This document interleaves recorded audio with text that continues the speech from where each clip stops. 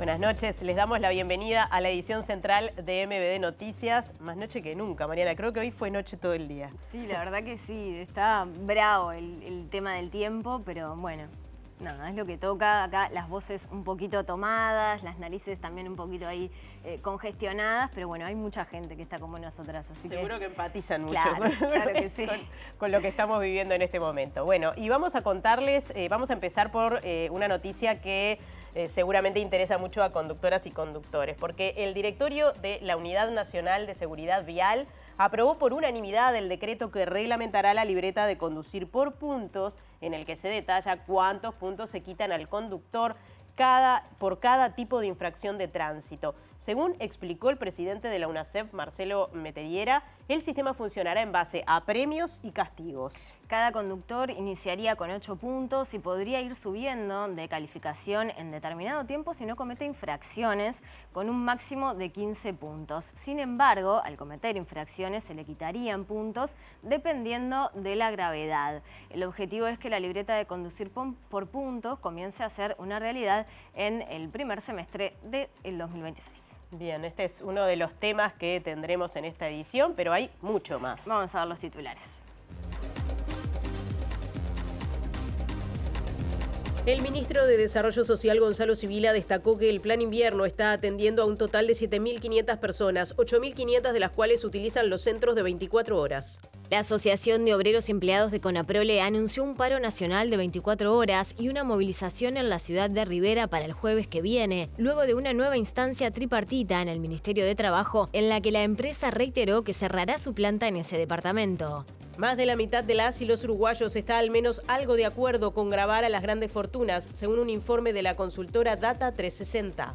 En la columna cultural de hoy, Nacho Vázquez presenta la reedición de Mujer Equivocada, la reconocida novela de Mercedes Rosende. Además, nos cuenta sobre el nacimiento de la Academia de Ciencias y Artes Cinematográficas. El embajador de China en Uruguay destacó la necesidad de profundizar aún más las relaciones y cooperaciones entre Uruguay y China. El presidente Yamandu Orsi, por su parte, maneja la posibilidad de realizar un viaje oficial a China en su primer año de mandato. El expresidente de Colombia, Álvaro Uribe, fue condenado a 12 años de prisión domiciliaria por fraude procesal y soborno, vinculados a sus nexos con grupos paramilitares de ultraderecha. El directorio ejecutivo del Fondo Monetario Internacional aprobó la primera revisión del acuerdo con Argentina, lo que implica un desembolso inmediato de unos 2.000 millones de dólares. Gracias por estar. Recuerden que además de vernos por la pantalla de TV Ciudad, también lo pueden hacer por tvciudad.uy y por nuestro canal de YouTube, y también nos pueden escuchar por la Uniradio 107.7 FM. Vamos a salir del estudio para ver en qué andan nuestros compañeros en la calle. Sí, Mariana, y vamos al contacto con nuestro compañero Martín Duarte, que nos va a hablar de agua. El suministro de agua es un tema que está en estos días sobre el tapete, pero en este caso las pérdidas de agua en la zona metropolitana. Martín. Natalia, Mariana, buenas tardes para ustedes. Bueno, paró el agua de la lluvia, pero nos trae y nos convoca otra agua, y la que se pierde por cañerías. Un tema que no ha sido resuelto por parte de OCE en el correr de las últimas administraciones, y que una movida en particular que está llevando adelante un ingeniero mecánico que viene estudiando el tema no solamente en nuestro país, sino en el exterior, habla que el 55% del agua que produce la planta potabilizadora, en este caso que abastece el área metropolitana, se pierde. Y de alguna forma pone el foco en la discusión acerca de esta nueva planta que se va a construir. Él calcula que de los 165 litros por habitante que se consumen diariamente en el área metropolitana, se tienen que producir 368 litros, y que esta nueva planta lo que va a hacer es elaborar justamente mayor potencial, pero también las pérdidas se van a mantener equivalentemente. Y plantea el debate acerca de si no es mejor invertir de alguna forma en reparar la cañería, manteniendo las plantas que tenemos actualmente. Es interesante la nota que haremos en algunos minutos, así que los estaremos convocando. Gracias, Martín. Vamos a otro adelanto, porque los usuarios del CASMU insisten en la necesidad de mejorar los tiempos de acceso a médicos generales y también a especialistas. La ministra de Salud Pública, Cristina Lustenberg, había dicho, tras anunciar la extensión de la intervención en esta mutualista, que no existe riesgo asistencial. como hay en otras instituciones, vinculados a tiempos de espera y otras dificultades, pero hoy en el CASMU están garantizadas las condiciones asistenciales. No hay riesgo asistencial, pero riesgo asistencial significa no poder atender a los usuarios. Es decir, que nosotros lo que pretendemos es que no se llegue a ese riesgo asistencial.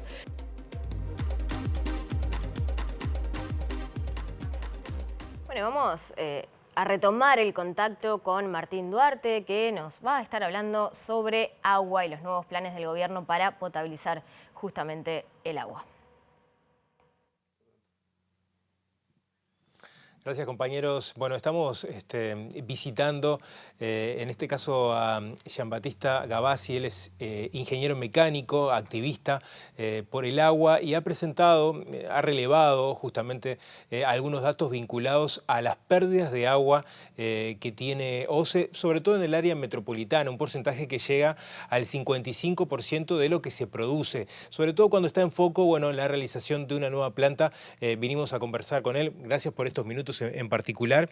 Y bueno, ¿cómo nace también esta inquietud de hacer un relevamiento a propósito del porcentaje y el volumen de agua que se pierde por la situación de las cañerías? Bueno, ya se sabe, en el mundo todas las ciudades tienen problema con las pérdidas de agua. Y el presidente de OCE empezó a hablar hace unos años, antes de presentar el proyecto Neptuno, que la cantidad de pérdidas que había. Entonces ahí me empecé a interesar a ver qué había pasado, qué es lo que está pasando. Y cuando fui a relevar los datos que salen a cada año en el Instituto Nacional de Estadística de Uruguay, me di cuenta que la cantidad de agua que es facturada en Montevideo es muy poca, pasó de 40% y en este momento no llega al 35%, 34%. Después hay una cantidad de agua que se tiene que dar, que son para los asentamientos y para los edificios públicos, como las escuelas, que representa más o menos un 11%. Entonces queda un 55% del agua, que sí en algunos casos llega a personas, pero no se le cobra, no hay manera de cobrarle o no hay manera de medirla y una cantidad que se pierde en los caños. Entonces hay 55% para Montevideo, ¿no? Porque el país está dividido en dos. Tenemos 1.700.000 en Montevideo, en la zona metropolitana, y 1.700.000 en el resto del país.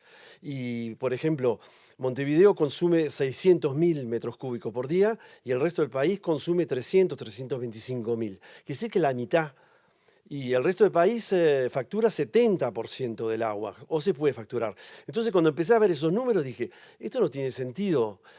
No es un problema que no tenemos agua, me parece. Es un problema que la estamos perdiendo. Y ahí, cuando empecé a examinar y a leer y a verificar qué estaba pasando, me di cuenta que, efectivamente, agua corriente no tiene un problema de alimentación de agua. No hay un problema de reserva de agua. Sí faltamos agua en 2023 porque se administró mal, se administró muy mal, porque perdimos una cantidad de agua porque no somos capaces de controlar ese problema. Ahora, ¿cuál es el promedio mundial? O tú que estudiaste el tema de algunos países, vos comparabas lo que se genera, esos 165 litros por persona que consumen, en este caso, las personas dentro del área metropolitana, lo comparabas con Italia, incluso hablabas del ejemplo de Israel como política eficiente que logró de alguna forma controlar esas pérdidas, ¿no? Sí, Israel llegó mismo a ser... ellos evidentemente no tienen mucha agua dulce, entonces tienen que transformar el agua salada. Y ellos mismos metieron una ley que si el sistema pierde más que 15% del agua, no se puede usar agua salada, porque el costo es tan grande que las generaciones futuras perderían mucho. Entonces tienen que arreglar los sistemas. Entonces eso fueron arreglando. A nivel mundial, por ejemplo, Italia tiene pérdidas de 44%. Ahora vienen de anunciar que se van a lanzar en un plan de 10 años de 4.000 millones de dólares para 43 millones de personas, tratar de arreglar los caños para que las pérdidas no sean tanto, porque se van a quedar sin agua. Ellos también tienen menos agua potable y agua dulce. Entonces, nosotros lo que tenemos es que tenemos mucha agua dulce y la estamos desperdiciando, porque más de la mitad la mandamos por los caños y se va. Y eso ocasiona bastante problemas. Uruguay la mitad del agua que llega a la gente no se necesita, la mitad de que llega a Montevideo. Entonces, el objetivo sería yo creo que OCE tendría que tratar de tener el mismo rendimiento, que más o menos es 15% las pérdidas en el interior del país, en los diferentes sistemas, tendría que tratar de llegar a la misma cosa en Montevideo. ¿Esta situación la planteaste a OCE, la planteaste al propio ministro? ¿Tuviste algún tipo de respuesta? Sí, nosotros con otras personas que han trabajado conmigo en estos estudios y nosotros hacemos parte también del Intersocial Montevideo Oeste, estamos ahí y pedimos al ministro de Ambiente, el señor Ortuño, le pedimos al presidente de OCE, el nuevo presidente, el señor Ferreri, y al secretario de Presidencia, Sánchez, un encuentro. Le pedimos en abril, pedimos en mayo y pedimos en julio también. Todavía no hemos tenido respuesta. Y eso encontramos que es raro porque fuimos recibidos por dos comisiones, la Comisión de Ambiente del Senado, la Comisión Especial de Ambiente de los Representantes, y ahí pudimos presentar a políticos lo que nosotros habíamos estudiado y la conclusión que llegamos, que no necesitamos otra planta de agua en Uruguay, no necesitamos más depósitos de agua, lo que necesitamos es una buena gestión y un proyecto que en los años arreglaría el problema de pérdida, bueno, traería economía en lo que es de potabilizar el agua, y esa economía lograría pagar los cambios que hay que hacer para los caños y lograría mejorar el sistema. Entonces no entendemos por qué eso no hace parte. Al BID le pidieron, ¿cuál es mejor, Casupá o Neptuno? Dijeron Casupá. Pero ¿por qué no le pidieron también de meter en la balanza y reparar los caños? Y nosotros cuando hicimos la interrogación a nivel de la inteligencia artificial preguntando qué sería mejor, la respuesta es simple. Puedo dar un ejemplo. Por ejemplo, si en tu casa tú llegas y que tu factura pasa de 800 pesos a 3.000, 4.000 pesos, y dices, tengo un problema, tengo pérdidas. Y enseguida tratas de conseguir las pérdidas, y si ves que tenés pérdidas, llamás a un sanitario para repararla. No llamás a OCE y le decís, OCE, a ver, me entras 2 entradas más de agua porque no tengo bastante, pues estoy perdiendo mucho. Me parece que hay algo que no está funcionando. Es como que, y no sé si es una lucha entre el sistema Casupá o el sistema Neptuno. Nosotros nos parece que antes de hablar de eso tendríamos que concentrarnos a tratar de arreglar lo que tenemos. Muy bien, te agradezco mucho, Jean-Baptiste, estos minutos por haber planteado. Y bueno, seguramente es un tema que seguirá en el debate, que es histórico también, ya lleva algunos años y que quizás en los últimos periodos ha incrementado y tiene que ver con las pérdidas de agua que seguiremos analizando en otra ocasión. Sigan ustedes, compañeros. Gracias, Martín y equipo. Tema conexo. El integrante del Movimiento por un Uruguay Sustentable, Raúl Viñas, dijo a MBD Noticias que esa organización ve con beneplácito la decisión de no desarrollar el proyecto en Arasatí porque no es un lugar adecuado y porque es extremadamente caro.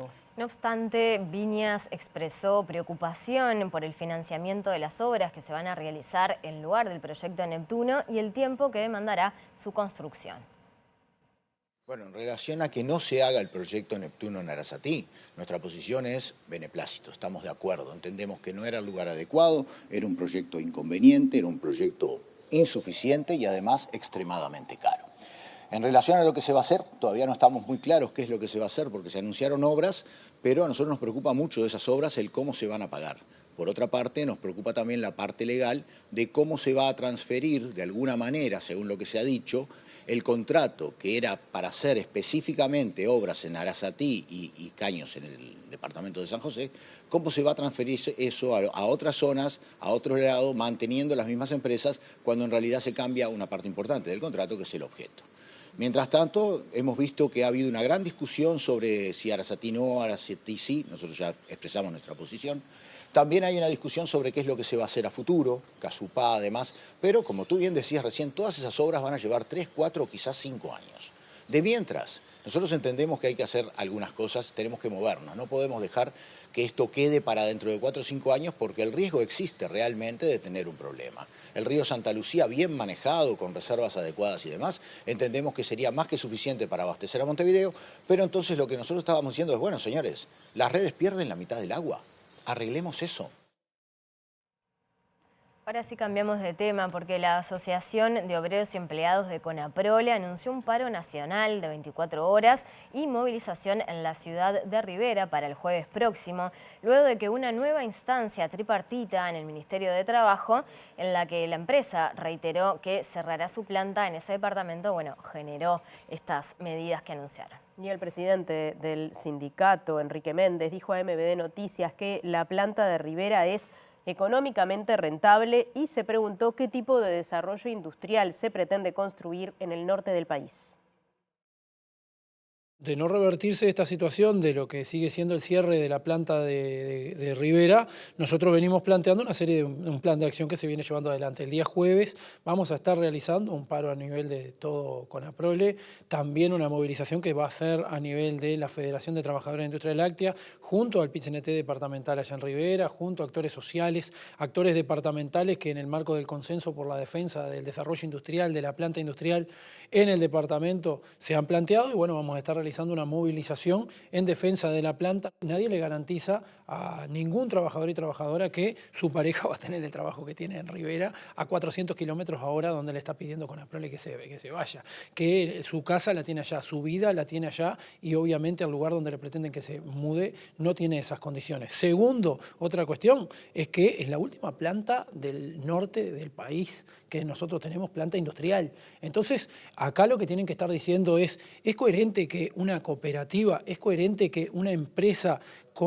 que surgió por una ley y que tiene aporte del Estado de forma constante a lo largo de la historia, tome una decisión de cerrar una planta rentable, a pesar de tener todavía un buen pasar económico con rentabilidades superiores a los 93 millones de dólares de sus ganancias en lo largo del último año. Ahí lo que nosotros decimos es, si efectivamente se está de acuerdo con esto, hay que decir qué es lo que queremos del norte de nuestro país. O pretendemos que al norte del Río Negro efectivamente la gente se tenga que terminar mudando todo para el área metropolitana y lo dejamos en manos de 10 latifundistas el norte del país. Y el exintendente de Canelones, Marcelo Metediera, actual presidente de la UNACEF, consideró insostenible la situación que enfrenta la empresa COPSA y subrayó que es momento de tomar medidas de fondo. Metediera dijo a MBD Noticias que la realidad de la compañía es crónica y no se puede seguir inyectando recursos sin una proyección de futuro de la empresa. Sí me pasó una situación similar en Canelones y en ese momento nosotros hicimos una reestructura de las líneas de COPSA. COPSA en su momento dejó 8 líneas que eran de característica social y nosotros además de esas 8 se las aceptamos y le quitamos 10 líneas que te permitían un equilibrio, como es el sistema de transporte, es un servicio público de la gente y tiene que tener un equilibrio en las empresas entre las líneas que son sociales y las líneas que son productivas. Y ahí hicimos una reasignación de líneas eliminando el monopolio que en ese momento tenía. Yo creo, y mi opinión, que a nivel nacional tiene que pasar algo similar. Es insostenible ya, la situación que se tiene es crónica y que yo creo que las medidas de seguir inyectando recursos económicos sin tener una proyección distinta de cómo manejar el tema y más teniendo en la puerta la posibilidad de un rediseño del transporte con los corredores de Ruta 8, los corredores de Avenida Italia. Creo que es el momento para que se tome alguna decisión un poco más drástica, siempre cuidando el servicio para la gente y el trabajo para los trabajadores, sin lugar a dudas. Como tú decías, Canelones depende por ahí de alguna empresa puntual, como puede ser el caso de COPSA. Esa mirada habla un poco de redistribuir de alguna forma algunas líneas. Sí, yo creo que hay que tomar medidas de fondo, que me parece que el sistema y la gente no soporta, los trabajadores particularmente, no es posible seguir adelante en este esquema que tienen, ¿no? Entonces yo creo que es momento de tomar alguna otra medida. La Unidad Nacional de Seguridad Vial aprobó por unanimidad la reglamentación para la libreta de conducir por puntos que tiene el apoyo unánime del Congreso de Intendentes. El proyecto se elevará al presidente de la República con el objetivo de que comience a funcionar en el primer semestre del año próximo con 8 puntos para todos y todas las conductoras, que pueden llegar a 15 si se mantiene un historial limpio de infracciones. Para el diseño de la nueva libreta de conducir por puntos se siguió el ejemplo de España por su acumulado de experiencia, pero se adaptó a la realidad uruguaya. Manejar utilizando el celular, exceder la velocidad permitida, consumir alcohol o drogas, no utilizar cinturón, casco o el correcto sistema de retención infantil serán motivos de quita de puntos para los conductores. Acá lo llamamos así para ser muy práctico, ¿no? Esto del premio y del castigo. El premio es se te reconoce tu buena actuación en el tránsito, cosa que hoy no pasa. Y en la medida que tenés un buen desempeño, un buen comportamiento, vas ganando puntos. En el caso de que el comportamiento sea malo, se castiga con la pérdida de puntos, pudiendo llegar a 0, que en ese caso se suspende el permiso de conducir por 3 meses y que tenés que pasar de manera obligatoria por un programa de recuperación de puntos. Por ejemplo, por citar uno de los puntos, hay una quita de puntos por manejar con celular. Sí, eso es un problema que tenemos en el país, muy importante. Tenemos algunos informes hechos, recibidos, donde se dice que estamos en un momento de inflexión, de accionar sobre el uso del celular, porque se nos puede ir de las manos, ya está bastante, se usa demasiado, no se puede usar. Entonces sí, efectivamente, esa va a ser una de las infracciones, va a perder 6 puntos, pero también se incorpora el tema de participar en picadas. Las intendencias van a tener una herramienta más para accionar sobre la situación de las picadas, quitándole el permiso de conducir a quien lo tenga. A quien no lo tenga, que participa en picadas, vamos a tener la semana que viene, por suerte, una reunión con la fiscal de corte, porque estamos planteando también como tema de trabajo una fiscalía de seguridad vial que aborde estos temas, o de lo contrario que la justicia actual los aborde. Metediera dijo que espera un cambio cultural a partir de la puesta en marcha de este sistema, que además propone incorporar educación vial en la enseñanza pública. El 77% de la población opina que el sistema tributario uruguayo no es justo, según una encuesta de la consultora Data 360. En tanto, más de la mitad de las personas consultadas se mostró favorable a implementar un impuesto a las grandes fortunas. En la encuesta publicada por la consultora Data 360 se le consultó a 400 personas sobre el sistema tributario uruguayo. El 77% considera que no es justo, 12% piensa que es justo y un 11% no sabe o no contesta. Quienes declararon que no es justo fundamentaron que pagan mucho los sectores medios y poco los altos. El 22% de las personas consultadas piensa que se pagan demasiados impuestos en general. 18,2% piensa que los impuestos están mal diseñados o son regresivos. 5,5% percibe que hay ineficiencia estatal. 5,1% opina que son demasiados los impuestos sobre jubilaciones y pasividades. En tanto, el 1,3% denuncia que hay inequidades institucionales o privilegios. Consultados sobre la implementación de un impuesto a las grandes fortunas, 55,4% afirmó estar totalmente de acuerdo o algo de acuerdo. En tanto, el 29,5% está totalmente en desacuerdo o algo en desacuerdo. Sobre esta consulta, del total de los que se mostraron favorables al impuesto a los más ricos, el 87,6% es votante del Frente Amplio y el 25,5% votó a la coalición republicana. En tanto, entre quienes se expresaron en desacuerdo con este impuesto, el 53% votó a la coalición en las últimas elecciones y el 5,8% votó al Frente Amplio. La encuesta fue realizada vía web entre el 29 de junio y el 3 de julio a 400 personas de todo el país, cuotificada por sexo, edad y zona y con ponderación cruzada en base a indicadores poblacionales y sociopolíticos, entre ellos voto anterior. El presidente de la República, Yamandu Orsi, maneja la posibilidad de realizar un viaje oficial a China en su primer año de mandato. La concreción de esta idea depende de la agenda de visitas presidenciales de su par chino Xi Jinping. El embajador de China en Uruguay, Wang Yasong, destacó que existe consenso en todos los partidos políticos de Uruguay sobre la necesidad de profundizar aún más las relaciones y cooperaciones con China. Estas cooperaciones siempre está pasando en una confianza política que se necesitan por las visitas recíprocas de alto nivel para fomentar aún más, ¿no? El presidente Orsi había expresado la intención de visitar China en el primer año de su mandato y estamos coordinando con la parte china para una fecha, ¿no? Hasta el momento todavía no tenemos una fecha firmada, pero yo creo que esta visita seguramente va contribuirán aún más, ¿no?, para profundizar nuestras cooperaciones que benefician tanto a ambos pueblos. En los 37 años transcurridos después del establecimiento de las relaciones diplomáticas, siempre desarrollan muy felizmente y las confianzas recíprocas se profundizan. Hoy es un consenso de todos los partidos de Uruguay profundizar aún más las relaciones y cooperaciones con China. El embajador chino comentó que este viernes participó de la inauguración de la sucursal uruguaya del Centro de Desarrollo Sostenible China-América Latina, lo que fue parte de los acuerdos de la última cumbre China-CELAC, siendo Uruguay uno de los primeros 3 países en tenerla. Wang consideró que este tipo de colaboraciones científicas ayudan a ambas partes y promueven el intercambio académico y cultural y no solo económico.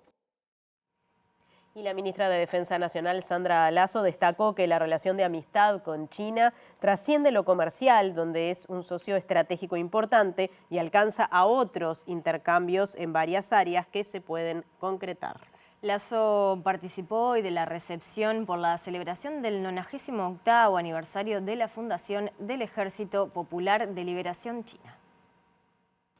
Tenemos la gran tranquilidad de conciencia de que todos aquellos intercambios que podamos hacer con la República Popular China tienen que ver con un punto de partida. Y ese punto de partida es el pensamiento que tanto ha instalado el presidente chino Xi Jinping a la hora de hablar de la comunidad de destino, a la hora de hablar también de lo que es el camino de la franja y la ruta, hablando en materia comercial, y lo que son los lazos de nuestra política exterior, que es mantener amistad y lazos con todos los países del mundo. Uruguay no tiene el concepto de naciones enemigas, por lo tanto, en eso nos basamos también en materia de defensa, porque entendemos además que así como existe lo que muchas veces se dan a llamar como milagro chino, que nosotros creemos que no es más que el producto del trabajo y el producto de la planificación estratégica de cómo sacar adelante una nación.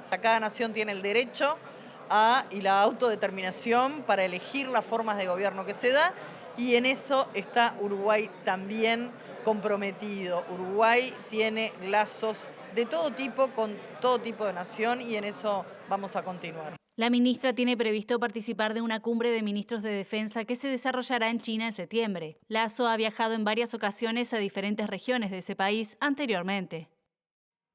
El ministro de Desarrollo Social, Gonzalo Sibila, destacó que el Plan Invierno está atendiendo a un total de 7.500 personas, 4.500 de las cuales utilizan los centros de 24 horas y las otras 3.000 se han incorporado a partir de la alerta roja por frío extremo que sigue vigente. El jerarca destacó que más allá de la situación coyuntural del invierno, las acciones interinstitucionales del gobierno en esta materia se mantendrán en el tiempo.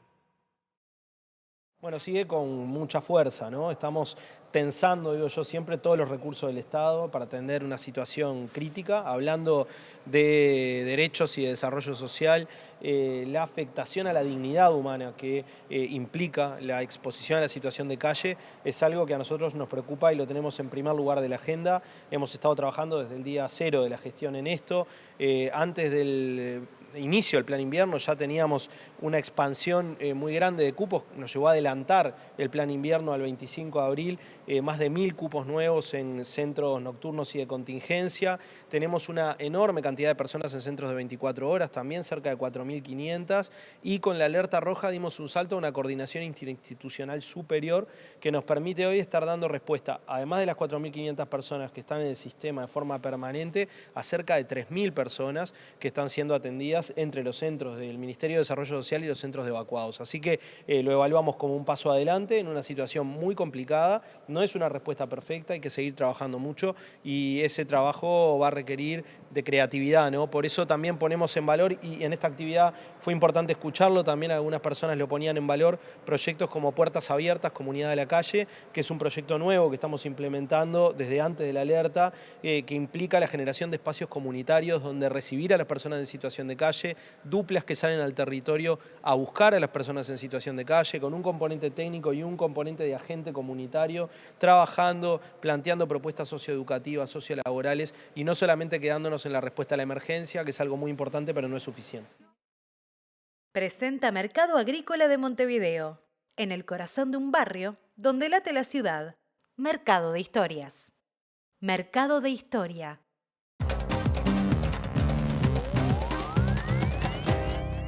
¿Qué tal? Buenas noches. Abrimos el capítulo internacional hablando del hecho del día y es la condena que reafirmó la justicia colombiana del expresidente Álvaro Uribe Vélez, que en un hecho histórico es el primer expresidente que es condenado en ese país a 12 años de prisión domiciliaria por fraude procesal y también por soborno, según los cargos que le adjudicó la jueza Heredia de Bogotá. Inmediatamente la defensa de Álvaro Uribe apeló a esta decisión. Uribe va a estar, en el caso de que se confirme esta condena, 12 años en prisión domiciliaria en una de sus grandes residencias en Antioquia, muy cerca de Medellín, y allí estará, según la justicia colombiana lo decida o no, porque hay una instancia que ahora va a ir a la Corte Suprema, por tanto pueden haber novedades, pero el hecho no deja de ser importante y destacado. Tenemos que retrotraernos a la Guerra Civil de Colombia, al rol que han tenido los paramilitares, las autodefensas de Colombia y el vínculo y el nexo que tenía el expresidente Álvaro Uribe Vélez, que ha recibido el apoyo de los estamentos más conservadores de Colombia, del gobierno de Estados Unidos y de muchos expresidentes latinoamericanos, entre ellos Luis Alberto Lacalle y también Julio María Sanguinetti o Juan Carlos Guasmosi de Paraguay, por citar solamente algunos de los casos de solidaridad que ha recibido este hombre, muy cuestionado en Colombia por su rol, que intentó hacerle pisar el palito al senador Iván Cepeda y terminó finalmente condenado por la justicia colombiana. Habrá que aguardar ahora qué es lo que va a pasar en la próxima instancia, pero no deja de ser un hecho histórico. En contra del señor Álvaro Uribe Vélez, un sentido del fallo de carácter condenatorio. La jueza penal 44 del circuito de Bogotá, Sandra Heredia, condenó este viernes en primera instancia al expresidente de Colombia, Álvaro Uribe Vélez, a 12 años de prisión domiciliaria por los delitos de fraude procesal y soborno en actuación penal, y además deberá pagar una multa equivalente a 2.420 salarios mínimos, esto es unos $830.000, quedando inhabilitado para ejercer cargos públicos durante más de 8 años.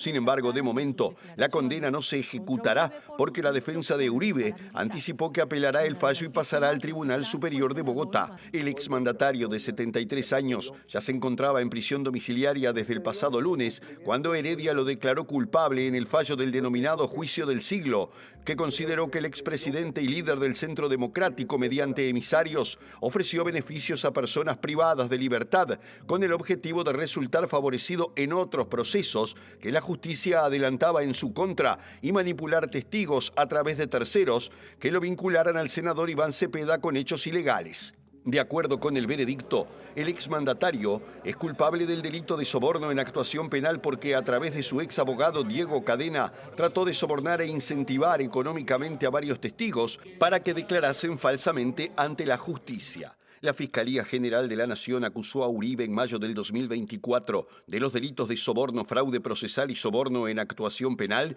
después de que entre 2012 y 2014 el senador Iván Cepeda presentara testimonios de los ex paramilitares Juan Guillermo Monsalve y Pablo Hernán Sierra, quienes aseguraban haberse reunido con Uribe durante su mandato como gobernador del departamento de Antioquia. Y en las últimas horas se produjo la noticia tan esperada por el gobierno argentino y es el desembolso de $2.000 millones por parte del Fondo Monetario Internacional, a pesar de que no conformaba al Fondo Monetario la situación de las reservas internacionales de Argentina. El Fondo Monetario elogió igualmente las políticas restrictivas que está llevando adelante el gobierno de Javier Milei y espera que siga adelante con estas políticas para estabilizar la economía argentina. El Fondo Monetario Internacional consideró que aunque no se alcanzó la meta cuantitativa de mediados de junio para la acumulación de reservas internacionales netas, sí se cumplieron otros criterios clave de desempeño y objetivos indicativos y se implementaron medidas correctivas para acercar las reservas a la meta. El pasado abril, el directorio ejecutivo del fondo había aprobado un acuerdo de su servicio ampliado a 48 meses para Argentina por un total de $20.000 millones, con un desembolso inmediato de 12.000 millones y una primera revisión prevista para junio que implicaba un desembolso asociado de unos 2.000 millones de dólares en cuanto fuera validado por la dirección del organismo. El directorio ejecutivo celebró el compromiso de las autoridades argentinas de implementar políticas coherentes con los objetivos del programa, que se espera ayude a catalizar el apoyo oficial adicional, tanto multilateral como bilateral, y a facilitar el acceso a los mercados internacionales de capitales. La titular del Fondo Monetario, Kristalina Georgieva, destacó que las políticas macroeconómicas apropiadamente restrictivas han facilitado una transición fluida hacia un régimen cambiario más flexible y la flexibilización de la mayoría de las restricciones y controles cambiarios. Georgieva recomendó al gobierno argentino que prosiga la consolidación fiscal respaldada por reformas fiscales bien secuenciadas y señaló que siguen siendo importantes los esfuerzos para garantizar que cualquier nueva iniciativa de impuestos o gasto esté completamente financiada, sosteniendo que las condiciones monetarias restrictivas deben continuar respaldando la desinflación y el proceso de remonetización en curso. Presentó Mercado Agrícola de Montevideo, en el corazón de un barrio donde late la ciudad. Mercado de Historias. Mercado de Historia. Y nos vamos nuevamente a la calle porque nos convoca desde la ex terminal Goes Martín Duarte. Adelante. Mariana, gracias. Estamos por aquí en un año más que se conmemora, como todos los primeros de agosto, el día de la persona detenida desaparecida vinculada a la enseñanza. Esta actividad que comenzó sobre las 18 horas y que se está desarrollando aquí en la terminal Goes. Estamos con Adriana Espantoso y Elisa, justamente integrantes de la coordinadora Primero de Mayo, para que nos estén, Primero de Agosto, perdón, para que nos estén contando de esta actividad. Elisa, que fue de las fundadoras de este grupo, de esta coordinadora. ¿Cuándo nace esta actividad y por qué justamente el motivo de recordar año tras año, ¿no? Sí. Buenas noches, primero que nada, muchas gracias por estar acá. Ya no es el primer año que están con nosotros. El 1 de agosto de 1977 fue secuestrado y desaparecido el maestro Julio Castro en todo un engaño hacia la familia, hacia todos aquellos que pedían por él, por su aparición. Y desde el 1 de mayo, 1 de agosto de 1987, la coordinadora de sindicatos de la enseñanza marcó el día 1 de agosto como el día de los detenidos desaparecidos de la enseñanza. En este día recordamos a todos aquellos docentes, estudiantes y todos los vinculados a la educación de todas las ramas de la enseñanza que fueron secuestrados, que fueron detenidos, que fueron desaparecidos, que murieron también algunos de ellos en la tortura. Y bueno, y siempre pidiendo lo mismo, ¿verdad? Siempre pidiendo verdad, justicia y saber dónde están sus restos. ¿Cuántos compañeros fueron? Sí. Nosotros en este momento estamos reivindicando a 41 compañeros que han estado en todas estas situaciones que te planteé y bueno, y tuvimos el encuentro de los restos de Julio Castro en el 2011, pero a partir de ese momento seguimos pidiendo por todos los desaparecidos de la enseñanza.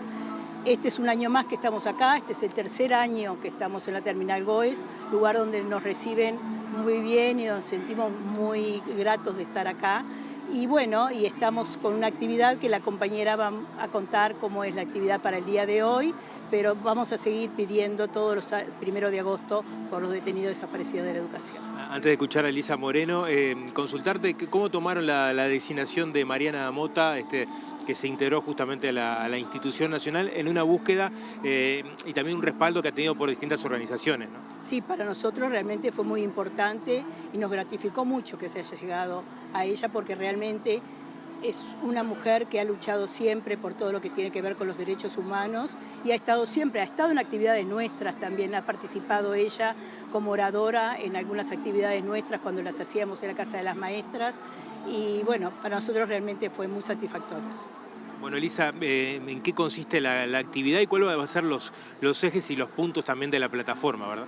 Bien, bueno, comentar también que esto es un ejercicio para nosotros de mantener la memoria, de no olvidar a estos compañeros y compañeras que han luchado bueno, en el marco de la educación, pero también en el marco de la militancia por el cambio de este sistema que nos oprime. Y bueno, este acto en realidad comenzó con una intervención de un colectivo que se llama Fogones de la Memoria, que trabaja con infancias, la temática de memoria. y ahora continúa con la lectura de una proclama que hacemos de la coordinación, y bueno, recordando también los nombres de todos los compañeros, y al final va a haber un cierre artístico, así que bueno, eso, los invitamos, al que quiera arrimarse ahora está a tiempo todavía. Bueno, les agradezco mucho estos minutos y bueno, también felicitaciones por el trabajo. Bueno, muchísimas gracias. Bueno, compañeros, es lo que está pasando aquí en la Terminal Gómez. Como decía Elisa, bueno, hay todavía algún rato más de actividades por si están en la zona, porque de hecho ha dejado de llover y bueno, hay mucha gente que se ha congregado en esta actividad. En Antel, llévate un Antel Box con la mejor conexión para que puedas ver todo lo que quieras de manera fácil, rápida y directa.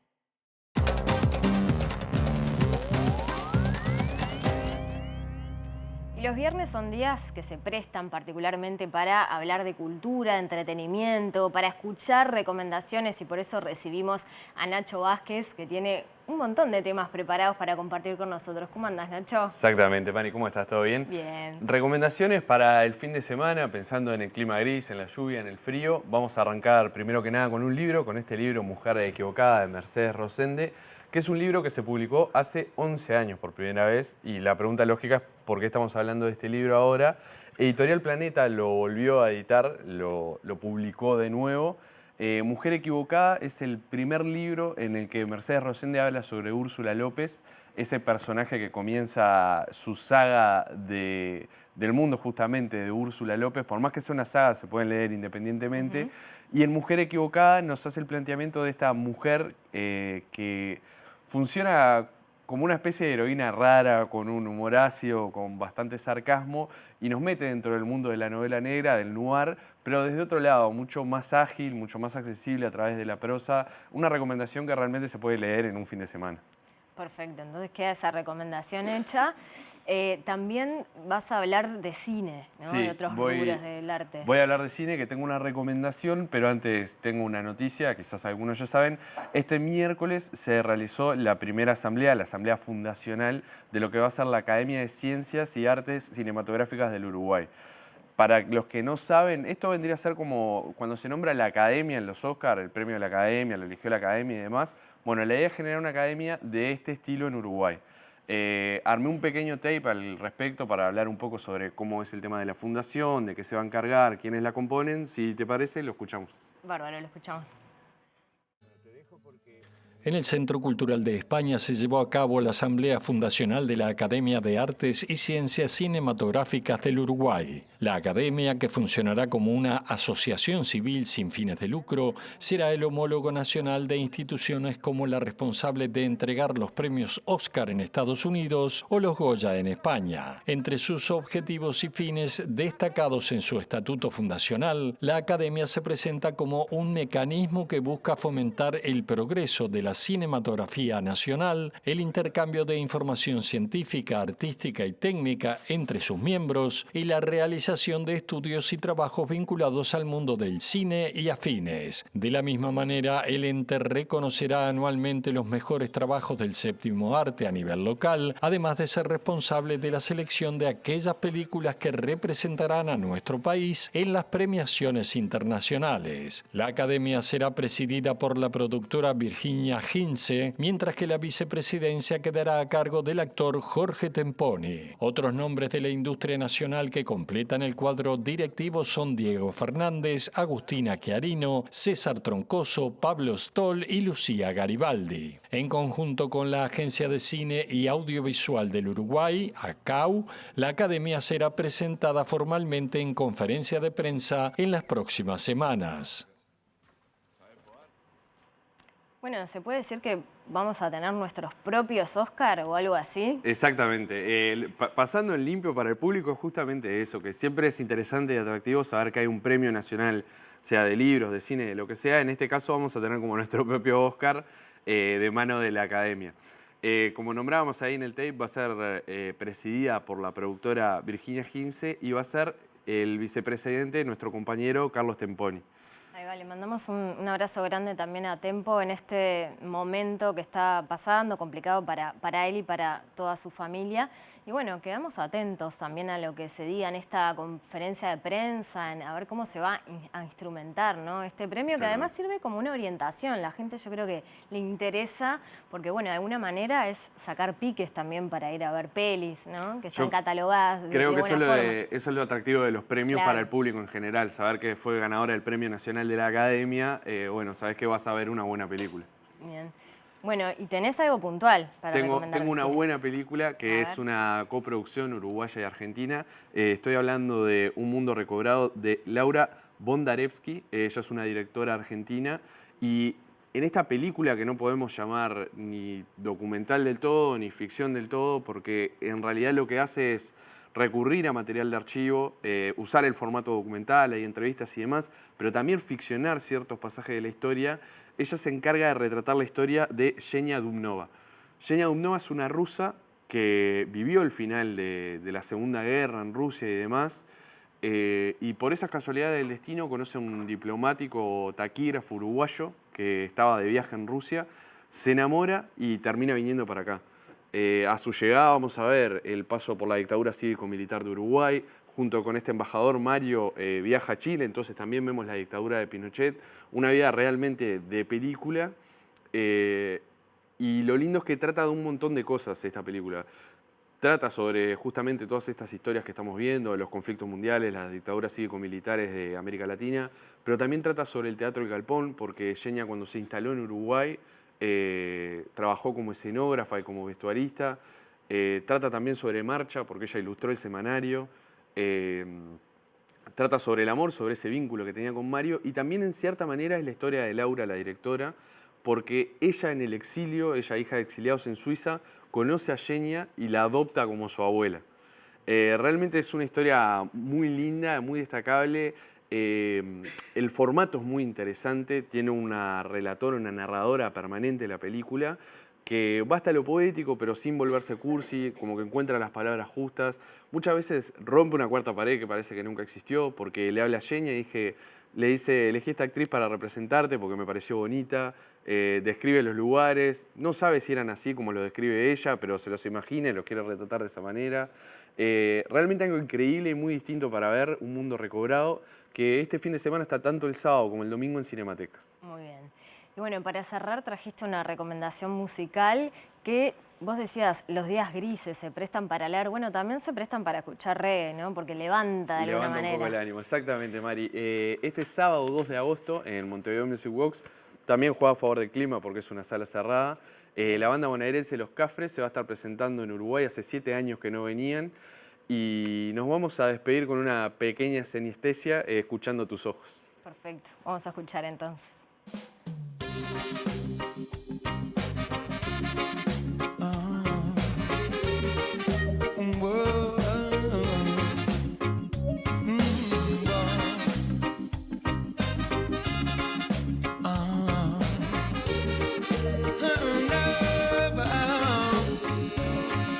Tus ojos, volcán de tu alma, escupen verdades que sangran, sangran sin consuelo aparente, tanto como cambia tu ánimo de repente.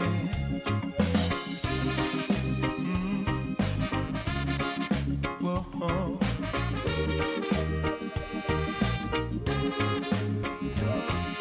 Tus ojos, volcán de tu alma, tanta es la belleza cuando cae. Bueno, seguimos con música, Mariana, porque les contamos que el cantautor Mochi realizará 2 conciertos, el 9 y el 10 de agosto, en el Teatro Solís, en los que compartirá las canciones que lo acompañaron hasta ahora, muchas reversionadas y adaptadas a nuevos formatos, además de estrenar algunos temas. Sí, lo hará con músicos que lo acompañan en sus recitales en Uruguay y en Argentina. Y dicen que no vino nadie, que el teatro está vacío. Yo doy gracias a las canciones porque siempre van conmigo. Es una banda gigante que integra músicos de Argentina y de Uruguay, con los que toco habitualmente a dos orillas. Vienen invitados de Argentina. No los voy a nombrar porque son demasiado y todavía no me lo creo. Y es como un rejunte de todo el material de todos mis discos y también de un material futuro que todavía no sé cuándo ni cómo se va a hacer. Sin sonar mucho en la radio y la televisión, Mochi llena sus conciertos en Uruguay y otros países. Cuenta con un público amplio y entusiasta y logró generar una comunidad alrededor de su propuesta artística, algo muy poco habitual para un músico. Creo que es lo más lindo que tiene el proyecto. Más que las canciones, lo que se genera a nivel comunidad y espacios y que las canciones lleguen a lugares donde yo jamás imaginé, es lo más lindo que me pasó a mí con la música, ¿no? La comunidad y los grupos de WhatsApp o de personas que siguen lo que hago también son parte del show, digamos. Empiezan a proponer cosas, a decir como, che, ¿por qué en la escenografía del show que viene? Y eso termina estando en escena, ¿no? Y eso es hermoso para mí. Y también hace que las canciones viajen a otros lugares y de repente eso, ir a tocar a Bilbao y que esté lleno, o ir a tocar a Madrid y que se agote. Para mí es una locura que provoca a la gente, ¿no? El amor, la amistad y la empatía como refugio ante una realidad social y política muchas veces adversa son un tema recurrente en varias canciones de Mochi. Amigos y mi entorno me salvó la vida, digamos. Y también me permitió hacer música, ¿no? Cuando dudaba un poco, mis amistades me decían como, che, ¿querés tocar no sé dónde? Y eso fue creciendo. Entonces eso es mi material inspirador, ¿no? Encontrarme con gente y charlar, llevar a mis amigos para allá, para acá. Laburamos todos juntos y somos un grupo realmente de 25 amigos, ¿no? Que nos movemos y hacemos cosas. Y yo pongo la cara y canto, pero después hay un montón de cosas que se sostienen porque mis amigos están ahí. Cuídate bien el corazón, que sé que te tocó, se fabricaron pocos. Cuídate bien el corazón, que sé que te tocó, se fabricaron pocos. Da pena cortar esa hermosa voz, pero lo tenemos que hacer. Y vamos a seguir hablando de música, porque Música en la Escuela justamente es un proyecto de la Intendencia de Montevideo que busca acercar la música sinfónica a estudiantes de escuelas públicas a través de conciertos interactivos. En los locales de las escuelas, la Orquesta Filarmónica y la Banda Sinfónica de Montevideo realizan espectáculos especialmente preparados para ese público. Martín García, director de la Orquesta Filarmónica, dijo que cada función de música en la escuela es una experiencia extraordinaria para alumnos, docentes y músicos. Cada año los dos cuerpos sinfónicos de la Intendencia de Montevideo visitan decenas de escuelas. El viernes pasado, la Filarmónica estuvo en la escuela 115 de Nuevo París y esta semana estarán en otros centros educativos. Recorremos una cantidad de escuelas a lo largo del año, llevando la música con una propuesta bien específica de conocimiento de los instrumentos, de que los niños puedan ver de cerca y recibir en su escuela a los elencos. Y bueno, calculamos que al final del año han sido miles los niños que han recibido en su centro educativo tanto a la Orquesta Filarmónica como a la Banda Sinfónica. No, siempre es distinto porque cada escuela es diferente, entonces lo que recibimos en cada una de las instancias, y ahora por ejemplo venimos ayer de una escuela por Peñarol, ahora esta escuela y después el lunes y el martes con dos grupos muy numerosos que vamos a tener de niños, la experiencia siempre es distinta, cada vez es diferente porque lo que recibimos de los niños es distinto, la maravilla ante los instrumentos, el disfrutar la música, el cerrar los ojos, el mover los brazos, siempre nos llevamos algún recuerdo, alguna anécdota, algo distinto que pasa en cada uno de los lugares. Y también la complicidad y el trabajo que se ve de las maestras en trabajar con la sensibilidad de los niños, que es una cosa muy, muy importante, con la sensibilidad artística y para recibir este tipo de propuestas, ¿no?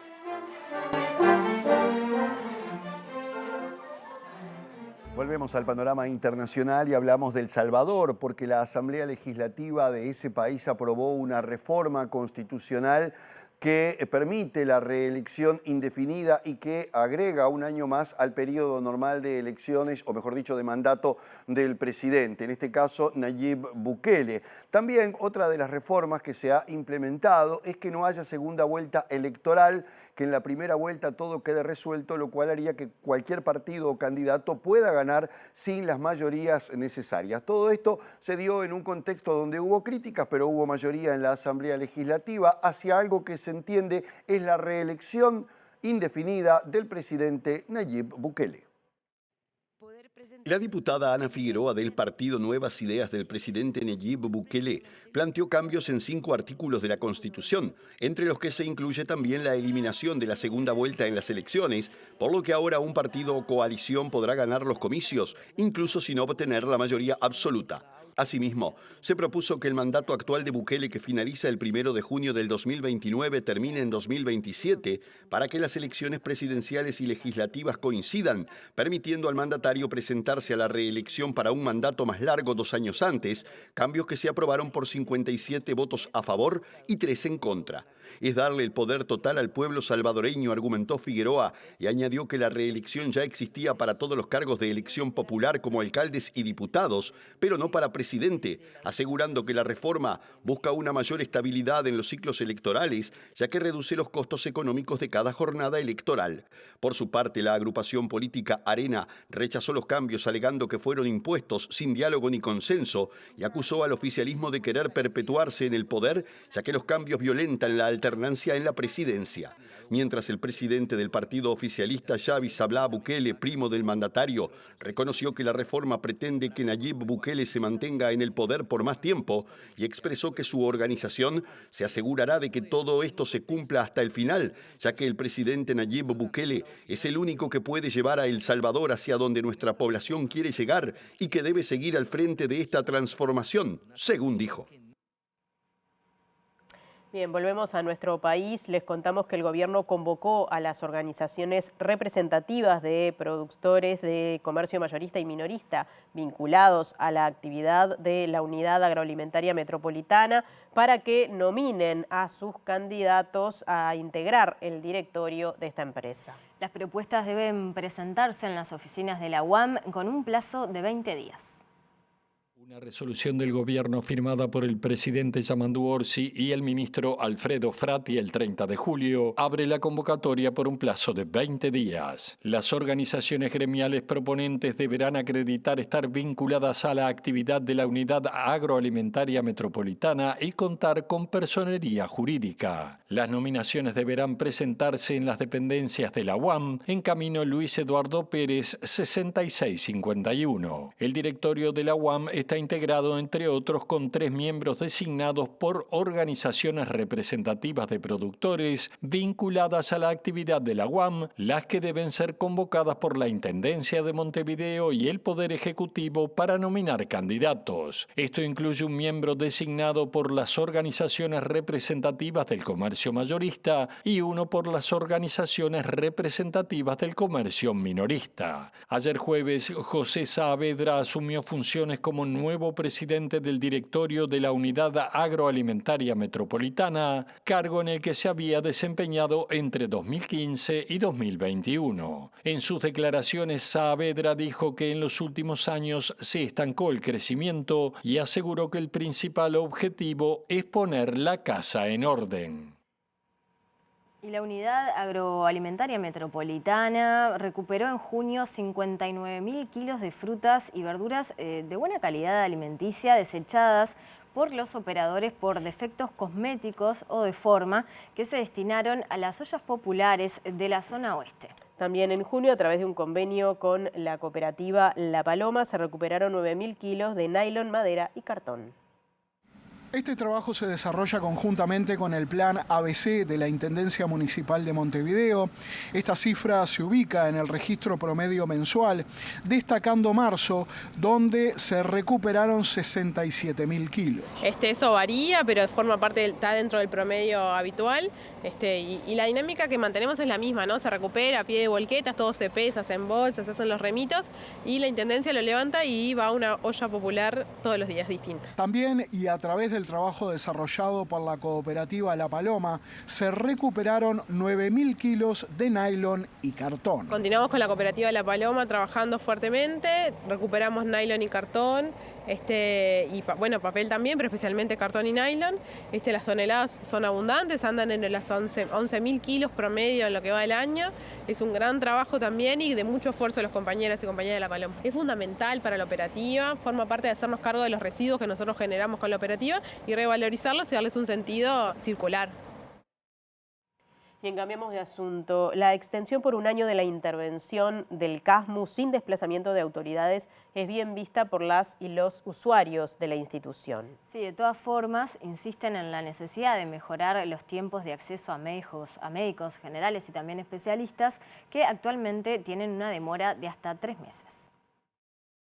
Y para nosotros,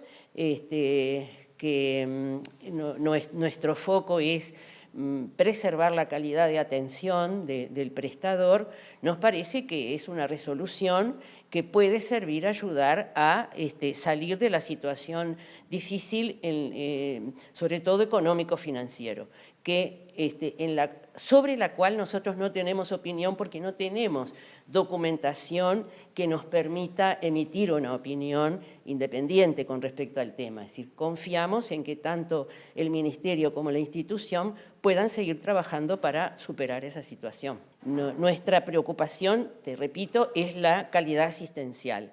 Según el informe, la resolución del Ministerio, en este momento no está en riesgo la asistencia. Es decir, no hay riesgo asistencial, pero riesgo asistencial significa no poder atender a los usuarios. Es decir, que nosotros lo que pretendemos es que no se llegue a ese riesgo asistencial. Los usuarios aseguran que continúan las demoras en los tiempos de atención, particularmente por parte de los especialistas y en el servicio de oftalmología. La calidad de asistencia no ha cambiado mucho. Es decir, las consultas están demoradas, es decir, no ha cambiado, para el abonado no ha cambiado mucho. Todas las consultas demoran 1 mes y medio, 2, hasta 3 meses las consultas. Le cambian una consulta y se la llevan 2 meses y medio. Y eso, el abonado que tiene una consulta para determinado día la quiere tener lo más pronto posible. Y esas consultas no han sido totalmente evaluadas para que puedan hacerla antes. Yamandu Orsi visitó el departamento de Colonia y allí destacó la necesidad de que se restituya el presupuesto del Instituto Nacional de Investigación Agropecuaria por la relevancia que tiene para el desarrollo del país. Orsi también hizo referencia a la negociación con el Congreso de Intendentes que posibilitó el acuerdo por los fondos de desarrollo para los gobiernos departamentales. Más que nada lo que prima es la política o la alta política. Estamos de repente acostumbrados a discusiones de política que de repente no aporta mucho. Esto era no solo un tema de plata, sino un tema de concepto. Cómo el Uruguay reparte los recursos y cómo el Uruguay distribuye y a qué se comprometen los gobiernos subnacionales. Y eso yo creo que es un avance que es de largo aliento, que viene de años atrás, pero que no se puede detener y agradezco a los intendentes que me lo recuerden permanentemente. El presidente Orsi se refirió al presupuesto y la importancia de restablecer los fondos para la investigación e innovación, entre otros organismos, en el Instituto Nacional de Investigación Agropecuaria. Obviamente hay restricciones económicas, fiscales, pero cuando hay tanta gente con entusiasmo y tanta cabeza pensando el cómo, nosotros con el tema de línea lo venimos diciendo hace tiempo. El gobierno nacional por lo menos tiene que darle lo que se ha comprometido y lo que está establecido que le tiene que aportar. Cuando el año pasado se frenaron los recursos de rentas generales a línea, evidentemente ahí se generó un problema y una dificultad. Nosotros estamos queriendo resolver eso que quedó para atrás, pero sabemos que históricamente la necesidad de línea es mayor, porque además uno analiza las pérdidas que el Uruguay tiene, por ejemplo, en enfermedades de animales o lo que implica problemas como el de la garrapata, por ejemplo, en la ganadería. Cuando tú ves lo que se pierde y lo que se puede ganar, yo creo que no es gastar sino invertir. Así que vamos a apostar a invertir mucho, no sé si lo suficiente, en innovación y tecnología. Y en medio de esta recorrida, Orsi reafirmó que no está en la agenda del gobierno la creación de un impuesto al 1% más rico de la población, como propone el PIT-CNT. Orsi dijo que una cosa es lo que se discute a nivel mundial de los superricos, a los que Uruguay no los ve pasar ni por avión, esto según palabras textuales del presidente, y otra cosa es pensar en nuevos tributos en Uruguay. Bien, vamos a cambiar de asunto. El ministro de Ganadería, Agricultura y Pesca, Alfredo Frati, destacó la importancia de la investigación en el sector agropecuario y valoró que esta visita del presidente Yamandú Orsi, porque agrega visibilidad a un trabajo que la ciudadanía no suele conocer en profundidad. En este contexto abogó por potenciar la institucionalidad agropecuaria que consideró muy buena en Uruguay. Esto, como los otros en clave de línea, son fundamentales. Yo creo que los ciudadanos en general no tenemos idea de la importancia que tienen estos establecimientos, que aparte de la investigación lo que terminan haciendo es agregando valor a nuestros productos exportables. Cuando uno dice exportamos carne, esto es la primarización de la economía, no es verdad. Pero para vos agregarle valor, desde el punto de vista genético, de calidad y demás, precisás este tipo de institutos. Dentro de un rato vamos a ver qué se está haciendo con la mosca, con la garrapata. Son todas cosas que no son de dominio público, pero que están ahí, que se ven poco, y entonces me parece que es muy bueno visitarlo por parte nuestra, que el presidente de la República se haga presente. Así que la verdad que estamos muy contentos y tratando de trasladar a la ciudadanía la importancia de que tengan los recursos para la investigación. El INIA cuenta con 149 investigadores. Fue creado en 1989 con el objetivo de generar, adaptar y transferir tecnologías y conocimientos que respondan a las necesidades y a la realidad del sector agropecuario. Gestiona 5 estaciones experimentales: La Estanzuela, Las Brujas, Salto Grande, Tacuarembó y 33. La Estanzuela es la más antigua y ocupa 1.300 hectáreas, donde se alternan 3 unidades de producción y campos experimentales. Bien, y repensar la democracia, los derechos humanos y las desigualdades en Uruguay fue el punto focal del coloquio desarrollado hoy en la universidad, donde se analizaron los desafíos que enfrenta nuestro país en materia de desarrollo social. El director de Derechos Humanos del MIDES, Nelson Villarreal, señaló que es necesario involucrar a todos los sectores de la población a la sociedad del confort. Creemos que somos una sociedad de una democracia plena que aún no es capaz de generar los instrumentos para que todos sean parte de ese proceso de inclusión. No podemos responder de la misma manera que se respondió en otro momento. Lo que sí es clave, que sin involucramiento y compromiso de los distintos sectores no se va a poder salir, y entonces podemos vivir la situación de tener ciertas mayorías que tienen satisfacción, pero los sectores que van quedando fuera, se genera un problema para ambas partes, para el que no tiene la dignidad garantizada, como para aquel que, teniéndola, no se hace cargo de la totalidad. Estamos en un buen momento para repensar paradigmas con todo el sistema político, desde el Estado, con la sociedad, para que enfrentemos algo que es una tendencia de desestructuración del estado de bienestar en algunos aspectos, que hay que renovarlo, enriquecerlo y a la vez involucrarlo en los procesos actuales, en los cuales entra desde la inteligencia artificial, los cambios tecnológicos, las formas del trabajo. Y bajo el nombre Datos y Evidencias para tejer y reparar nuestra memoria afro, se celebró en la Sala Acuña de Figueroa del Palacio Legislativo el cierre del mes de la afrodescendencia, con ponencias de autoridades y presentación de panelistas. La discriminación y la relegación de derechos no son percepciones, sino hechos basados en la realidad, evidenciaron algunas de estas exposiciones.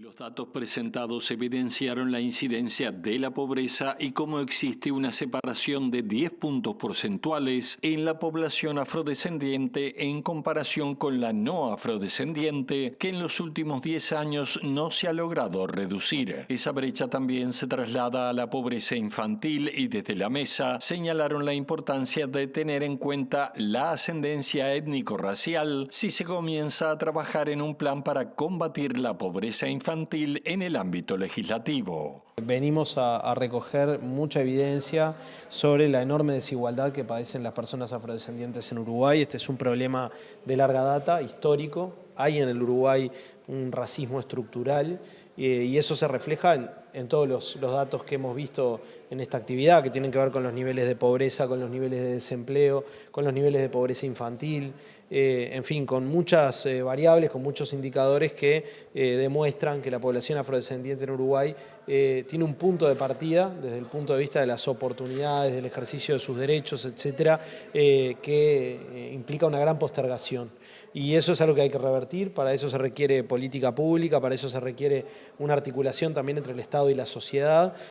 Leticia Rodríguez Taborda, directora de la División de Promoción de Políticas Públicas para Afrodescendientes, resaltó la importancia de este evento para que sean los datos y las evidencias los que guíen las acciones públicas. Habló sobre la importancia de cumplir la Ley 19.122, de potenciar las becas de estudio para población afrodescendiente y de ampliar la generación de contenidos educativos. Desde el Fondo de Población de Naciones Unidas, destacaron que desde hace años producen información estratégica sobre la población afrodescendiente para cumplir con los objetivos de desarrollo de la ONU. Reforzaron con los datos generados las nociones sobre desigualdad y pobreza y la afectación en particular a la población afrodescendiente y a las mujeres afrodescendientes. Bueno, nos estamos yendo, vamos a repasar los datos del tiempo tan esperados en un fin de semana, que ya les adelantamos que va a tener algo de lluvia. Mañana sábado 2 de agosto estará nuboso y cubierto en la mañana con precipitaciones y probables tormentas, pero va a ir mejorando y en la tarde estará algo nuboso con algunas neblinas. La temperatura mínima será de 11 grados y la máxima de 16. El domingo el panorama mejora un poco porque en la mañana estará algo nuboso con neblinas y bancos de niebla. En la tarde-noche de claro a algo nuboso y nuboso también. En lo que respecta a las temperaturas extremas, la máxima está prevista para 15 grados y la mínima para 7 grados. Bien, voy a aprovechar también para mandar un abrazo a Jorge Temponi, a nuestro querido Tempo, y nos despedimos, los invitamos a quedarse en la pantalla de TV Ciudad, porque como todos los días ya viene el lado B y luego el resumen de MBD Noticias en síntesis. Bien, nos reencontramos nosotros el domingo a las 19 horas con la edición de MBD Noticias de ese día y el lunes a las 8, a las 13 y a las 18:30 horas, un entrevero de horas, con Martín Rodríguez. Bueno, esperemos que vuelva Martín. Sí, va a volver. Lo estamos esperando, pero igual ha sido un gusto, Mariana, pasar estos días contigo. A pesar de todas las afecciones respiratorias que tenemos, nos reímos y disfrutamos. Así que gracias. Bueno, un gusto también, Nati, y acompañarlos a ustedes. Y bueno, quédense en la pantalla de TV Ciudad. Buen fin de semana.